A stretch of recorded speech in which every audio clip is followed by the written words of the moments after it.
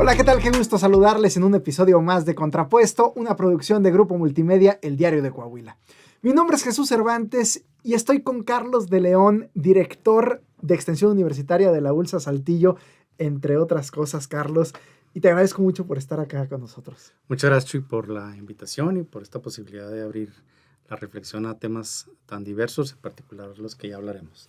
Oye, Carlos, digo entre otras cosas porque muchas veces nos olvidamos, te presento con tu título nobiliario, con tu cargo educativo sí. en este momento, que ya llevas un buen tiempo ejerciéndolo ahí en la ULSA Saltillo, y dejamos de lado muchas veces a la persona, ¿no? Y hablamos del rector tal, o incluso el gobernador, o el presidente, o el director de la empresa, y poco hablamos de Luis, de Carlos, de Pedro, de Ana, de Mariana, de la persona, ¿no? Sí. Y en ese sentido me gustaría que empezáramos la plática. Qué importante es no olvidarnos de las personas, ¿no? Fíjate que sí, hay un interés mío en particular y gracias por la invitación, porque sé que surge a raíz de un artículo que te compartí. Ajá. Yo este tema de las posiciones, pues las posiciones son como la rueda de la fortuna, ¿no? O sea, un día estás en un puesto que verticalmente está arriba, ¿verdad? De un sí, que socialmente se entiende. Ajá, y luego estás abajo, entonces eres el director, eres el coordinador, o eres el presidente, el CEO, ¿verdad? O como se les diga. Pero aquí hay que hacer alusión a lo que los romanos muy bien explicaban cuando decían el liderazgo, por hablar de temas de liderazgo. Uh-huh. El liderazgo llega por dos vías, ¿no? La famosa autoritas y la famosa potestas. Hay posiciones que ocupamos porque a lo mejor no había nadie más disponible. Ajá. Dijeron, pues, ¿quién queda o a quién le toca? Pues a este. O porque es el hijo. Exactamente. O porque ¿verdad? Es el...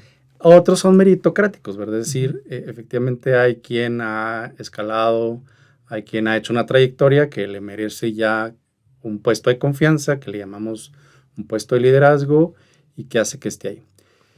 Pero también está el otro liderazgo, el liderazgo o el líder que no tiene una posición, una nomenclatura, ¿verdad? Un título abajo de su nombre o arriba de su nombre, que también mueve más gente, alcanza más objetivos, tiene más influencia que el que tiene la nomenclatura. Futbolizando el comentario puede ser el capitán sin gafete. Exactamente, ya me entendiste por dónde voy. Uh-huh. Pero atrás de eso, es decir, atrás del que está ya en un puesto de liderazgo nombrado, o el que está como líder, digamos, sin gafete, o sin gafete, como dicen,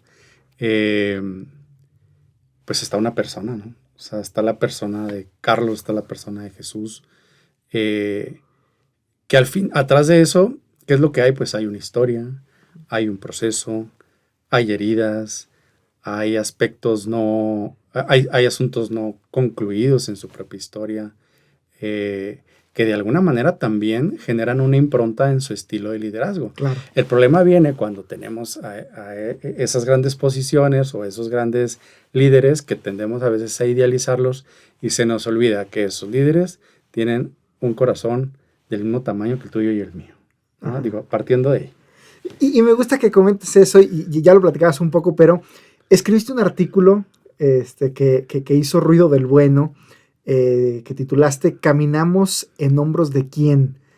Platícame de dónde surgen estas reflexiones que vertiste sobre ese artículo. Fíjate que va en esa misma línea de, tenemos esta frase de decir, caminamos en hombros de gigantes, ¿no? Es decir, uh-huh. Los que nos anteceden, aquellos que han hecho que sea posible que hoy estemos aquí, son aquellos gigantes y camina nuestra historia, camina nuestra organización, camina nuestra institución en sus hombros, ¿no? Entonces, pero además ahorita ya hay unos gigantes que están ya sentados que también tienen esa misma como carga, por así decirlo, desde nuestra expectativa de hacerles sentir que ellos son los gigantes actuales. Y que tienen que estar a la altura de aquellos, exactamente. ¿No? Esa es como mi intención principal de este artículo.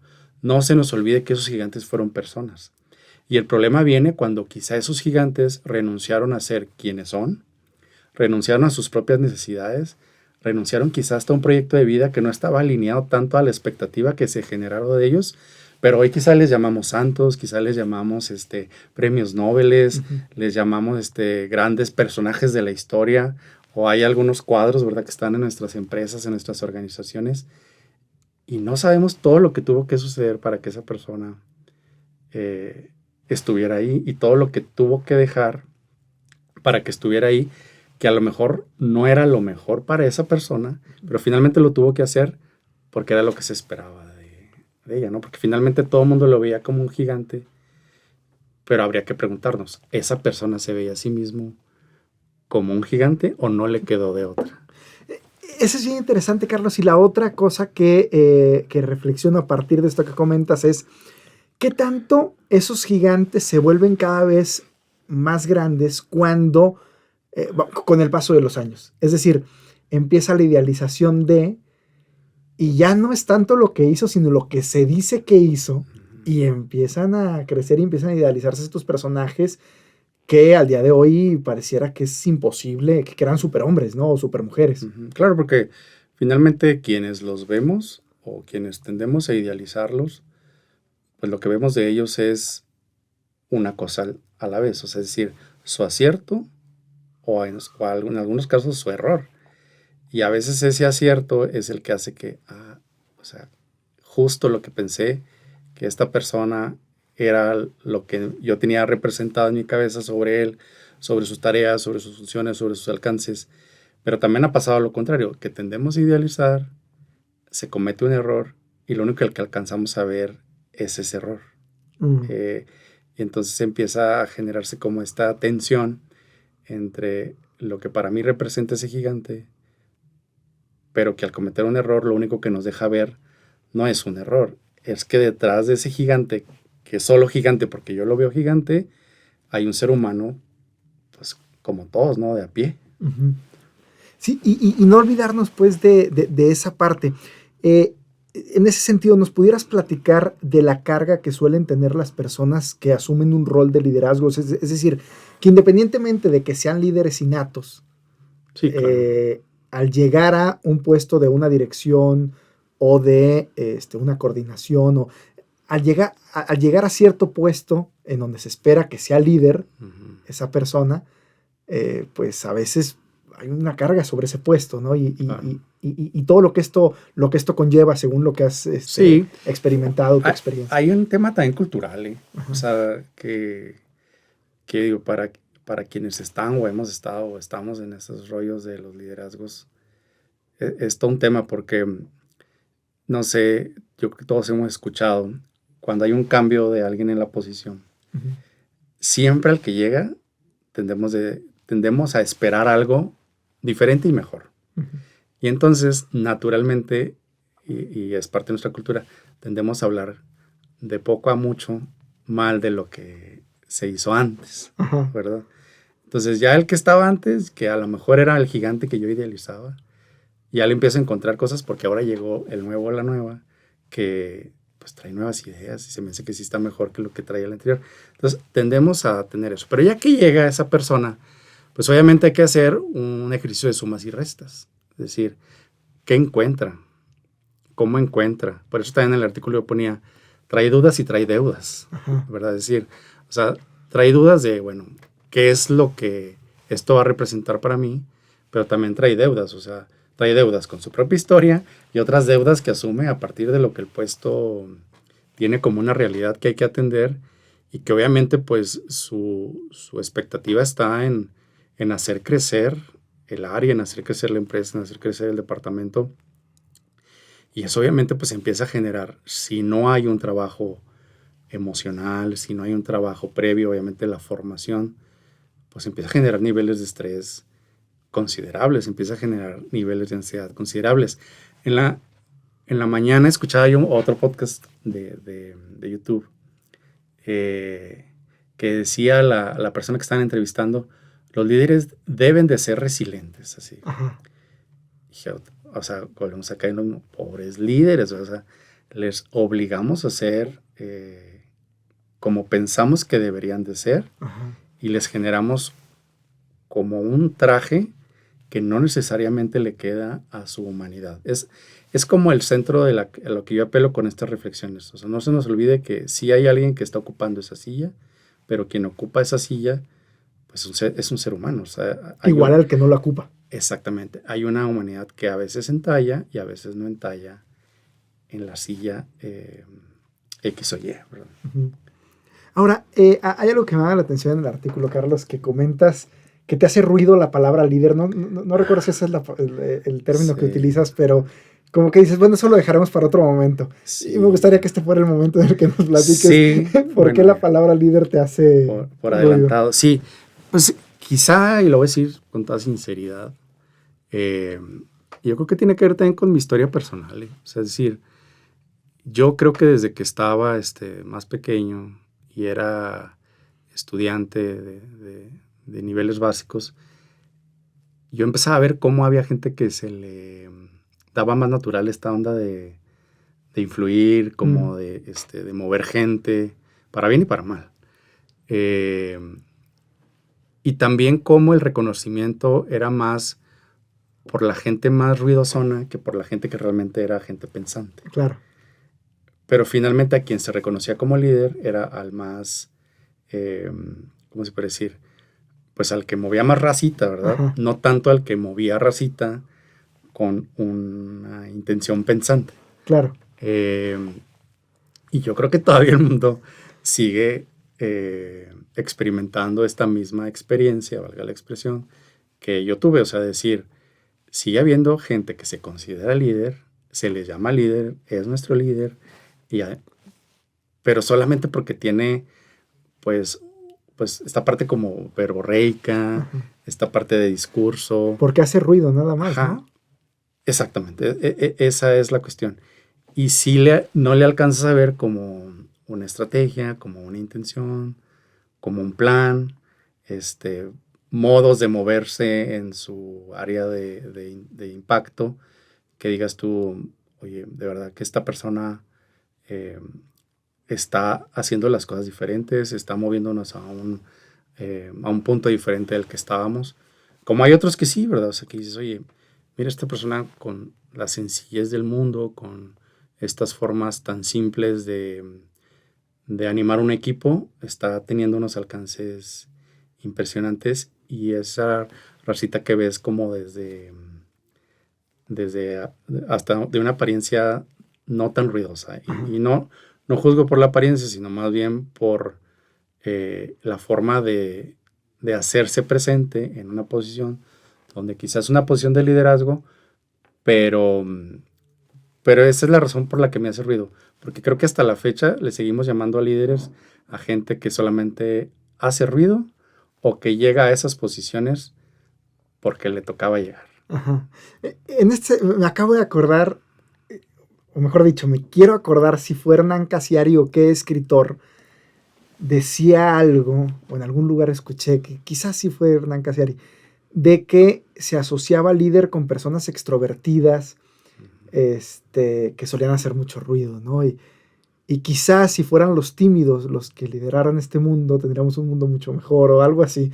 Y entonces, como incluso el estereotipo de líder como una persona extrovertida, como una persona carismática, como una persona como ese ideal a seguir, esa figura aspiracional incluso, ha acaparado los campos de liderazgo, y otras formas de líderes pareciera que son menos líderes, ¿no? Claro. Y con esto que dices, vuelvo a recuperar mi experiencia de escuela, sobre todo de preparatoria, para quienes sean mis compañeros de la generación 37 del Colegio de Zaragoza. Yo creo que fui yo que ejercí ese tipo de liderazgo, una persona más bien en apariencia introvertida, en apariencia seria, pero que sí hacía mis movimientos. O sea, sí era autor intelectual de ciertas cosas que pasaban en el salón, de ciertas cosas que pasaban inclusive en la preparatoria.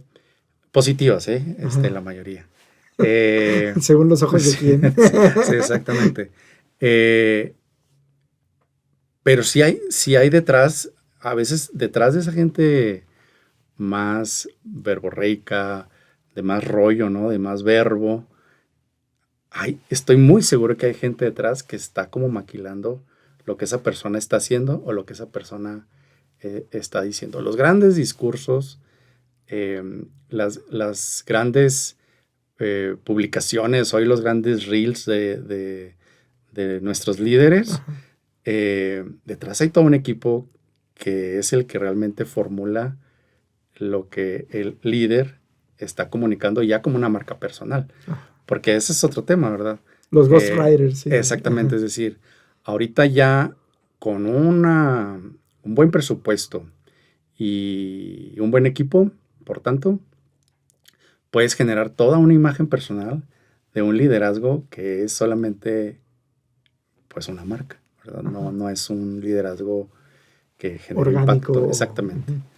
Oye, Carlos, yendo al campo educativo, de alguna forma no hemos salido de ahí porque es tu experiencia, pero enfocándonos un poco más ahí, ¿por qué se espera tanto que el maestro, que el director, que la figura académica de liderazgo, de autoridad, sea un líder como perfecto, si me permite la expresión, y qué conlleva esa carga según tu experiencia en el ámbito educativo?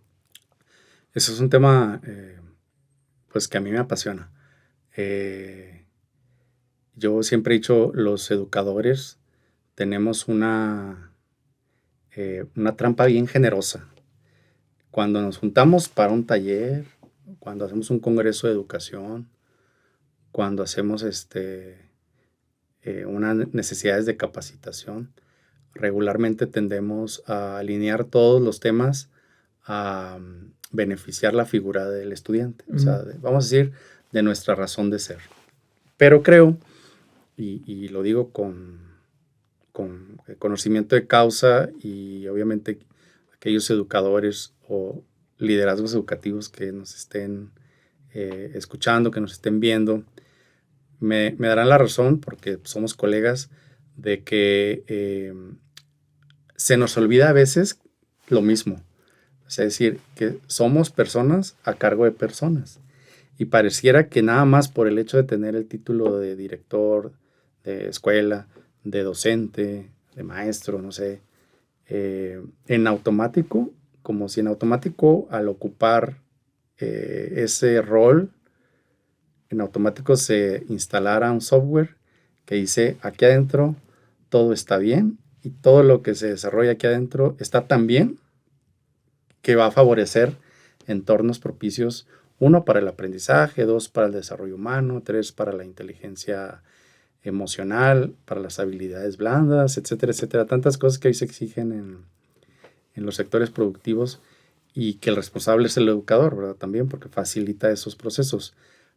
Pero entonces, respondiendo a tu pregunta, diría, ¿por qué esperamos que la persona que está frente a grupo en los ámbitos educativos sea perfecta o cuasi perfecta?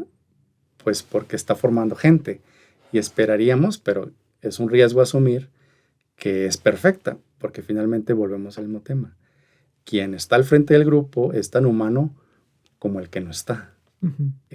Y hay un riesgo ahí impresionante en asumir que los maestros somos seres ya concluidos, ¿verdad? Y somos seres que todo está hecho, todo está dicho, y se nos olvida que esta parte como finita del ser humano, pues sigue en proceso. O sea, tanto el estudiante como el padre de familia, como el docente, somos seres en proceso, somos seres en movimiento, somos seres inconclusos, estamos todavía en marcha.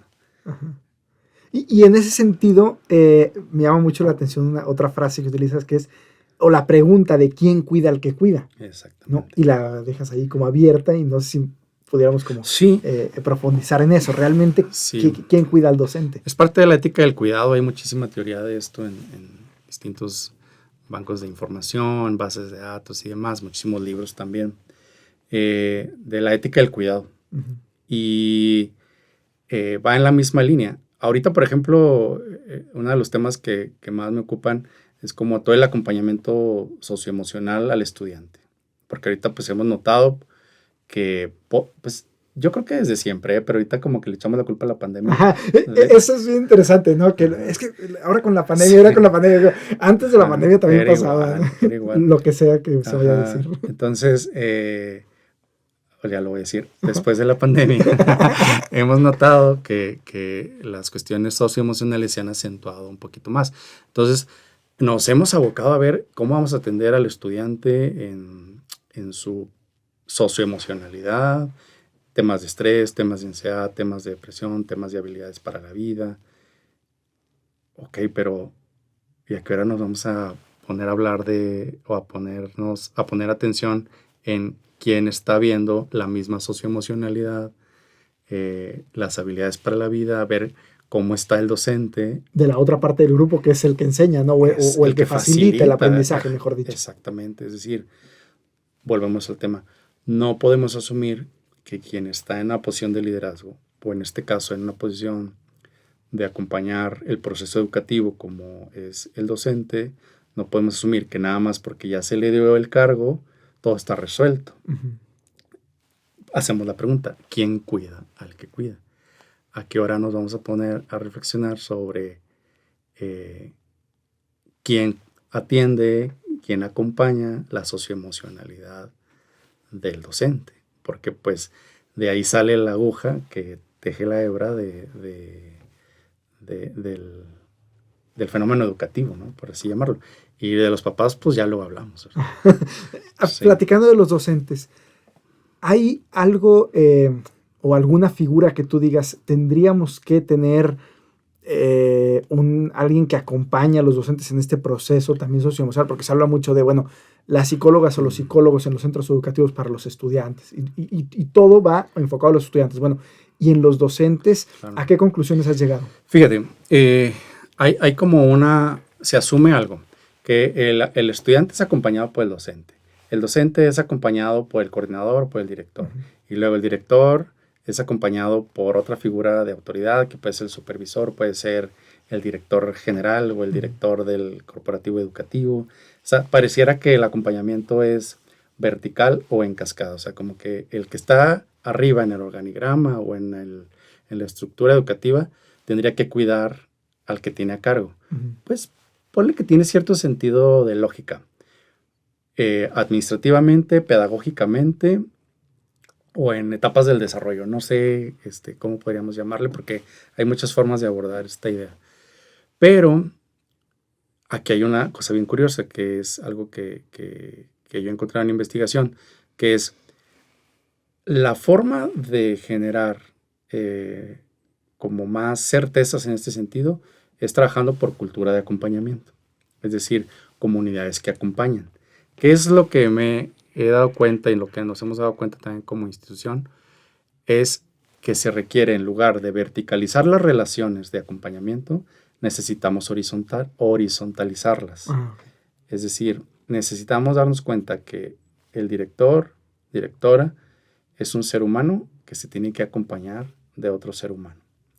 Y dos factores importantes es que cada persona que integra las comunidades educativas se sepa necesitado de acompañamiento y dos, sepa acompañar. La primera es más importante que todas, porque si hay alguien que no se sepa necesitado de acompañamiento, se fregó Roma. Ya valimos, ¿verdad? Y sobre todo si está en una posición o en un rol de acompañar a otros. Entonces, una es que se sepa necesitado de acompañamiento y dos, que sepa acompañar. Para eso hay que formarse, o sea, es decir, educarse, pero también hay que trabajarse.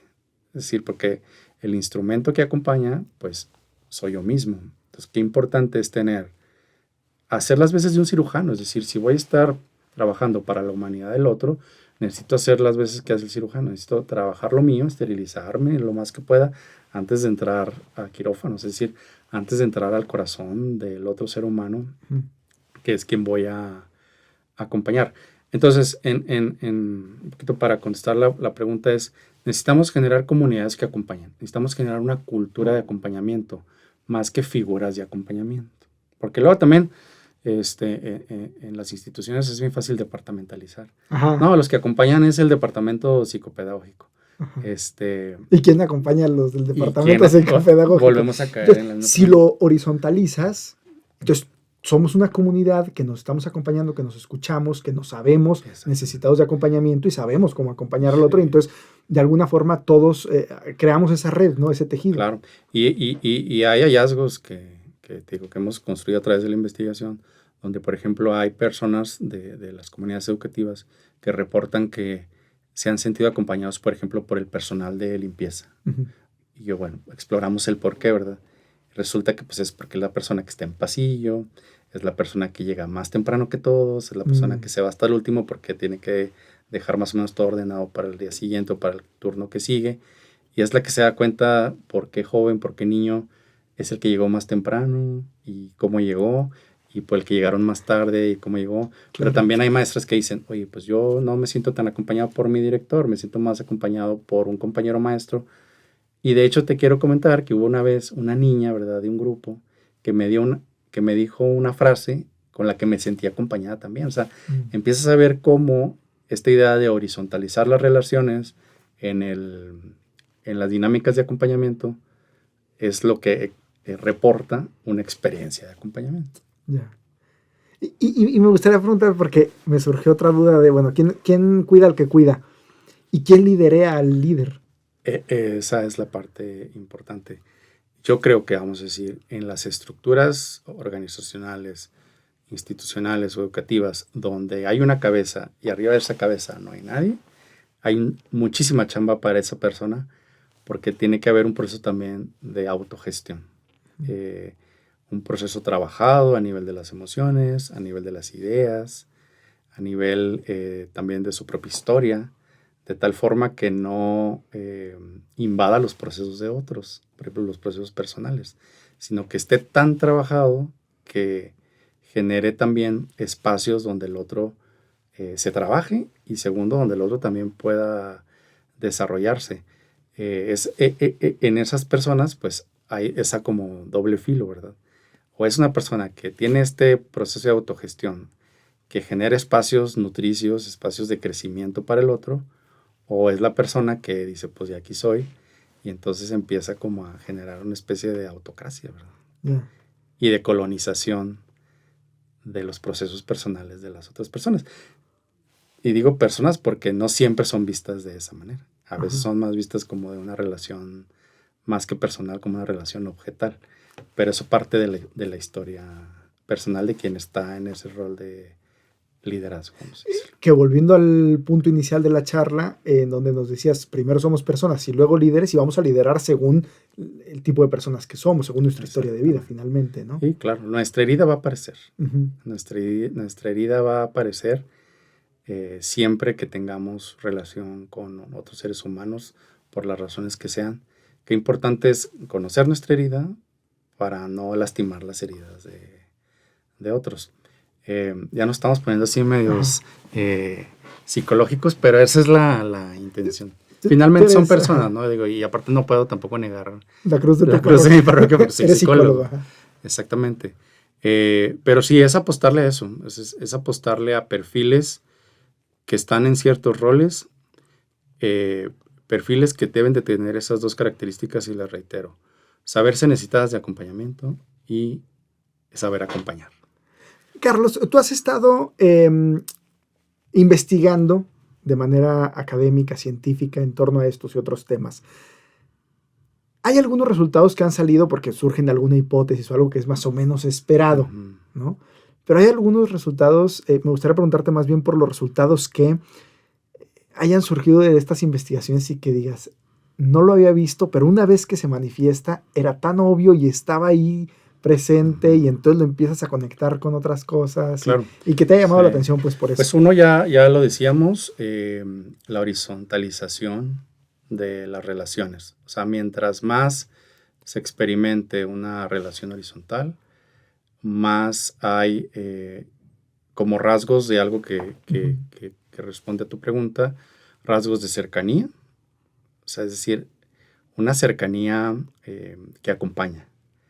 2, hay gente que cree que el acompañamiento es consejería, que el acompañamiento es necesariamente decirle al otro qué es lo que tiene que hacer.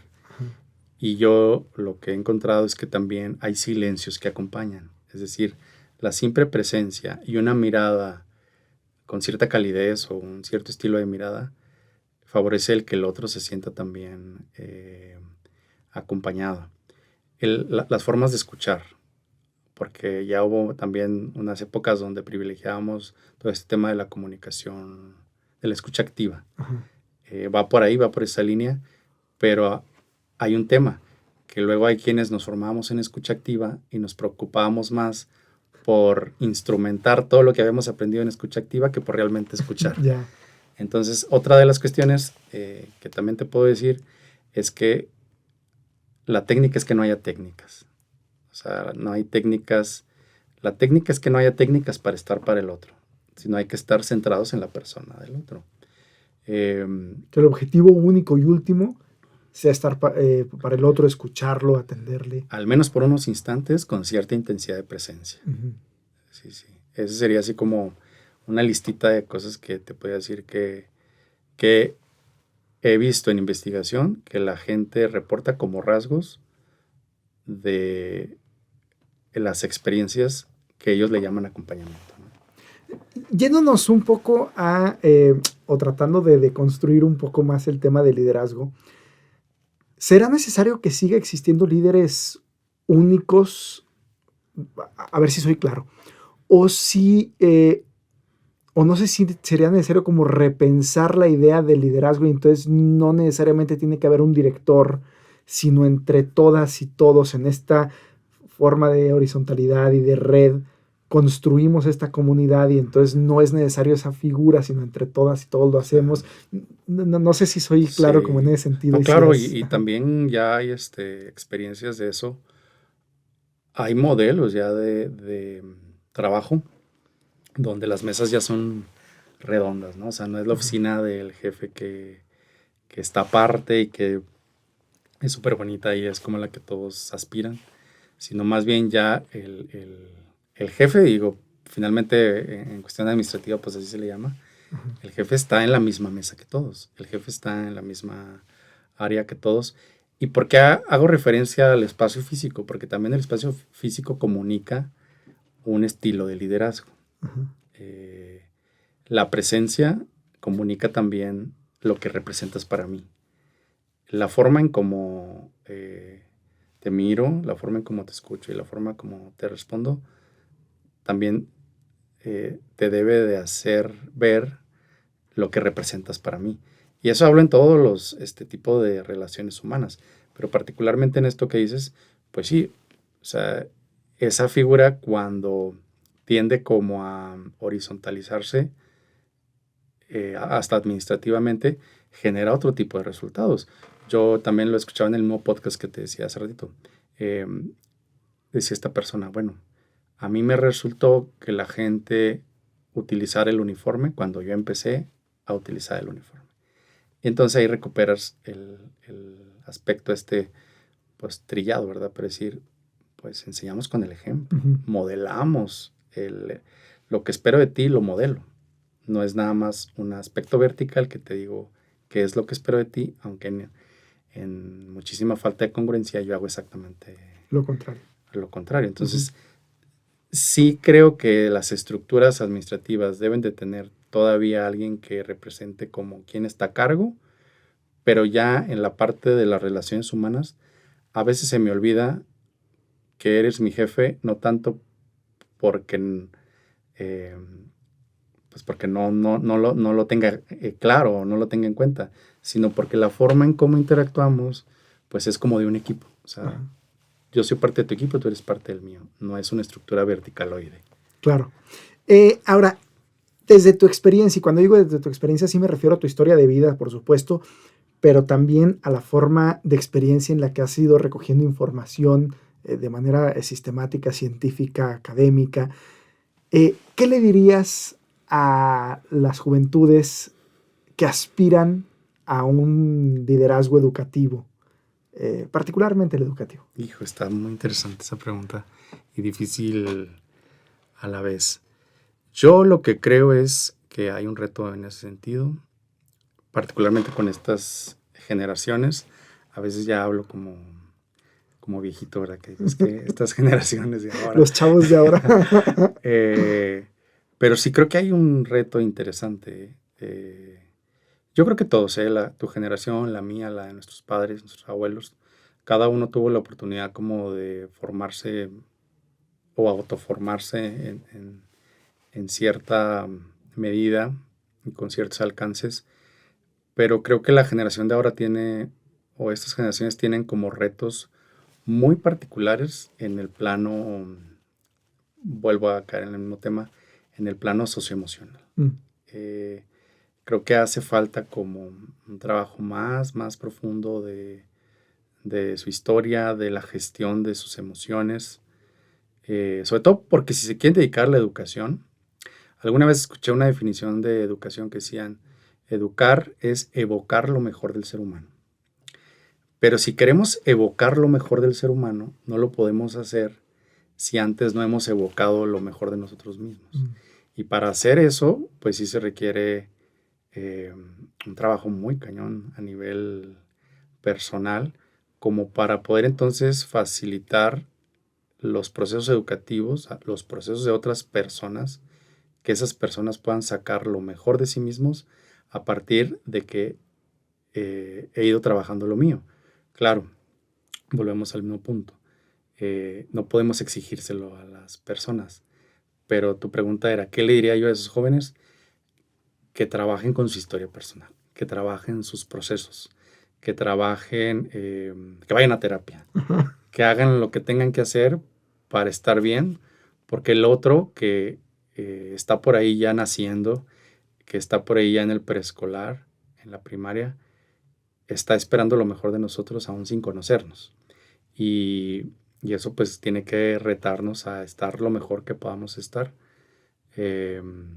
para entonces facilitar que el otro esté lo mejor que pueda estar. Porque si no, lo que vamos a hacer es pues ir a hacer ahí un batidero con nuestra propia historia, invadiendo o colonizando o queriendo colonizar la historia del otro.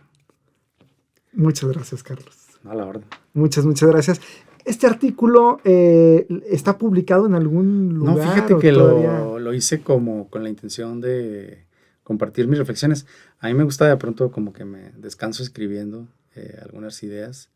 Sé que va a salir por ahí un libro de comunidades educativas en el ámbito lasallista, pero igual lo podemos compartir por ahí en redes o algo. Dice febrero, no le hagan caso porque vamos en marzo, pero se escribió en febrero. Va, perfecto. Pues muchísimas gracias, Carlos, nuevamente. Gracias. Y gracias a ustedes por estar con nosotros en este episodio sobre liderazgo educativo. Dorale Castillo, en la producción Jesús Cervantes, quien les habla. Les invitamos a darle manita arriba, activar la campanita y a seguirnos en nuestras redes sociales de Grupo Multimedia, El Diario de Coahuila, para que no se pierdan de ninguno de los contenidos que estamos aquí generando.